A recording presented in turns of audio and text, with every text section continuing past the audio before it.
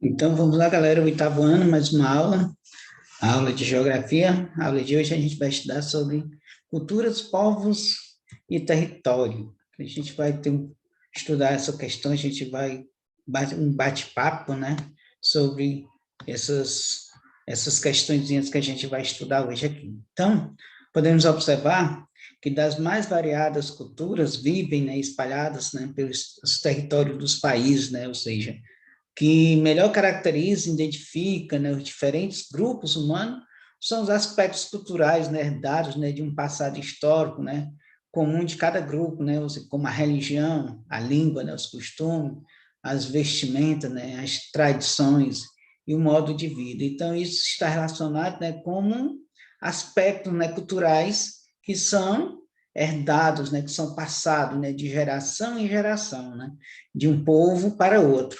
Entre esses aspectos, a religião e a língua, né, são os que certamente mais se destacam, né, e identificam, né, cada povo, né, por meio da língua, os indivíduos, né, transmitem suas ideias, seus pensamentos, expressam, né, suas crenças, né, e fortalecem as relações e a união entre os membros do grupo, né? Ou seja, no mundo todo, né, fala-se um grande número de línguas, né, dialetos, né, que a gente pode observar, né, a questão, né, as principais línguas do mundo, né, ou seja, que são faladas, né? Então, tudo nesse mapa, né, a gente dá para ver aí mais ou menos, né, essa questão, né, as principais línguas que são praticadas no mundo, ou seja, que são faladas no mundo. E a gente pode observando, né, que a língua é, é um dos aspectos, né, que melhor expressa a identidade cultural dos grupos humanos, né? Por meio dela, os indivíduos, né, exprimem, né, ideias e pensamentos,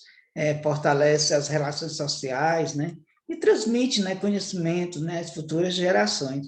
É através da língua, né, que os fatos, as histórias, né, são contados, né? E com isso, né, a abrangência, né, de uma língua é avaliada por sua difusão geográfica, pelo número, né, de pessoas que utiliza habitualmente, né, pessoas essas, né, chamadas locutores, né.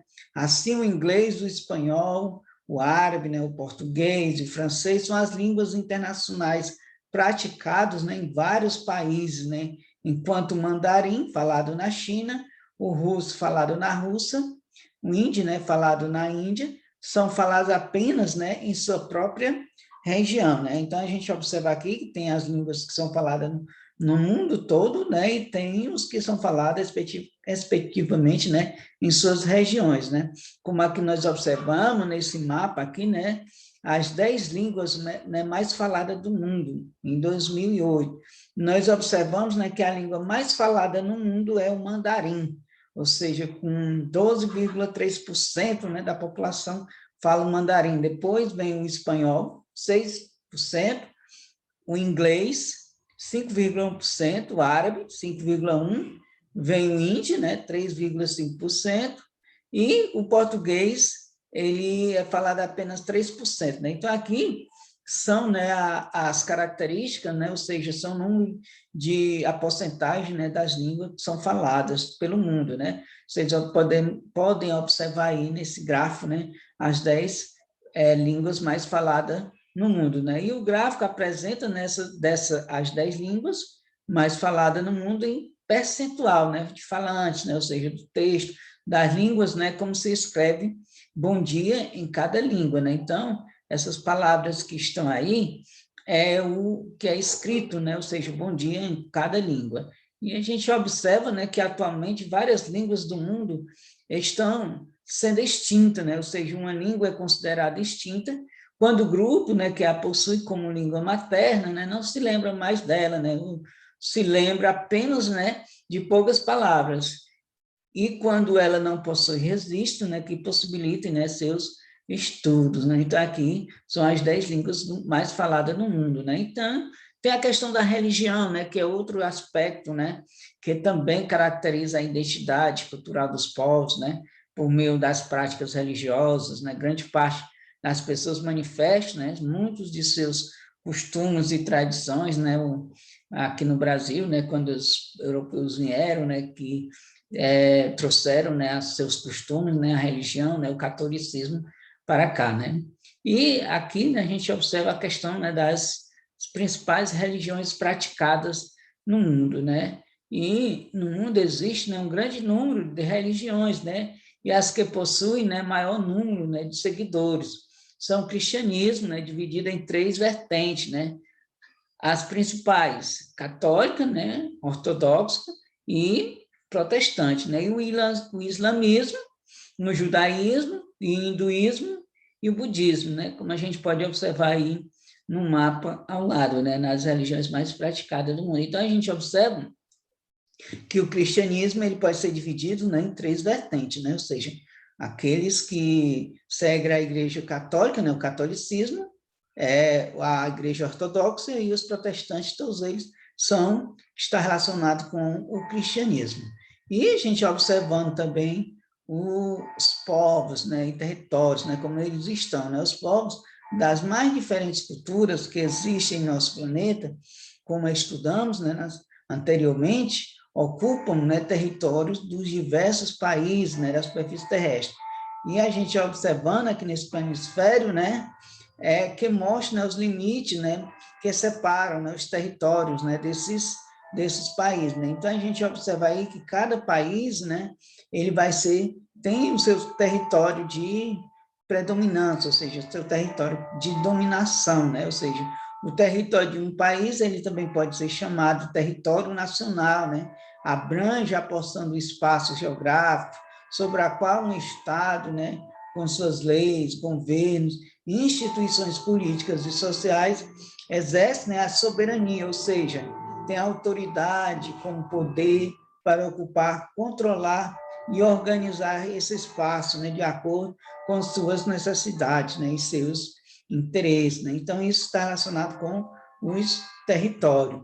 E a gente observando, né, que o território, nação, estado e país, né? Ou seja, os povos que constituem uma nação são aqueles, né, que apresentam, né, uma identidade histórico-cultural, ou seja, que se mantêm ligados por uma cultura comum, né? Ou seja, a língua, a religião, os costumes e tradições, né? São povos. E o que ocupa, né, um determinado território, como, por exemplo, podemos citar, né, a nação brasileira, né, a nação argentina, a nação francesa, a nação japonesa, entre outras, né, são denominados de nação, né? Então, o que a gente pode observar? Um povo mais cultura, mais território, vai ser o quê? A nação. Nação mais governo e Estado-nação vai ter a denominação de país e Estado. E a gente observando, né, que os povos têm territórios, né? Há muitos povos que não dispõem, né, da soberania sobre um território em que vivem, né, embora sejam considerados nações, né, pelo fato de apresentarem, né, uma identidade histórico-cultural comum, como língua, religião, os costumes e as tradições que os diferenciam, né, de outros povos. Eles vivem, né, em territórios controlados, né, por outros povos, né?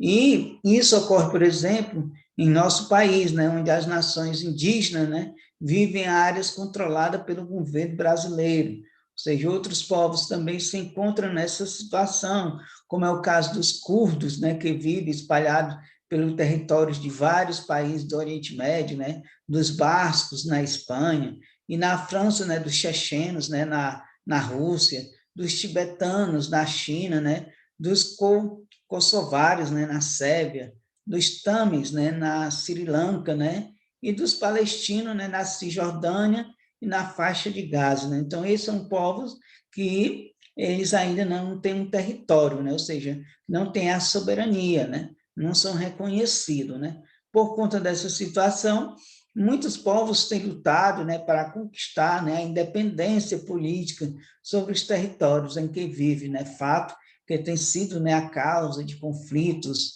e muitas regiões do mundo.